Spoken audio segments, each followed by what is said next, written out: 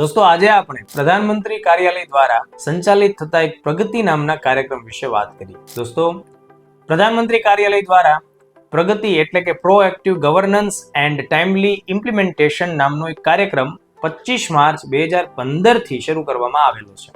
આ કાર્યક્રમ એવો છે કે જેમાં દર મહિનાના ચોથા બુધવારના દિવસે એક બહુ જ મહત્વપૂર્ણ મીટિંગ થતી હોય છે. આ મીટિંગમાં ખુદ પ્રધાનમંત્રી પોતે હાજર હોય, પ્રધાનમંત્રી કાર્યાલયના બધા જ જવાબદાર ઉચ્ચ અધિકારીઓ પણ હાજર હોય, કેન્દ્ર સરકારના અલગ અલગ મંત્રાલયના અધિકારીઓ પણ હાજર હોય અને જે તે લાગુ પડતા રાજ્યોના મુખ્ય સચિવો પણ ઓનલાઈન પ્લેટફોર્મના માધ્યમથી આ પ્રોજેક્ટ્સમાં જોડાતા હોય છે.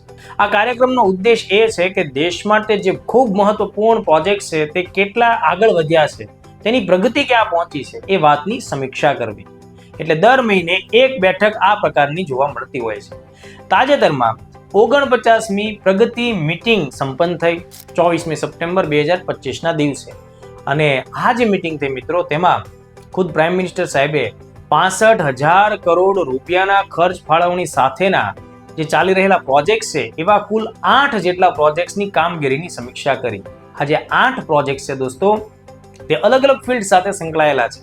એ અલગ અલગ 5 ફિલ્ડ સાથે સંકળાયેલા છે. દાખલા તરીકે ઉર્જા મંત્રાલય, માઇનિંગ, રેલવે, ઇન્ડસ્ટ્રીયલ કોરિડોર અને વોટર રિસોર્સ, આ પ્રકારના 5 સેક્ટરના ટોટલ મળીને 8 પ્રોજેક્ટ્સની સમીક્ષા કરવામાં આવી. આ કામગીરીને લીધે શું થશે કે જે રાષ્ટ્રીય મહત્વ ધરાવે છે એવા પ્રોજેક્ટ્સ ખૂબ ઝડપથી આગળ વધશે. અધિકારીઓ તેમાં કોઈ પ્રકારની આળસ નહીં કરી શકે, ભ્રષ્ટાચાર નહીં થાય અને જવાબદારીપૂર્વક સમયબદ્ધ રીતે કોઈ પ્રોજેક્ટ્સને પૂરો કરવાનું દબાણ પણ રહેશે.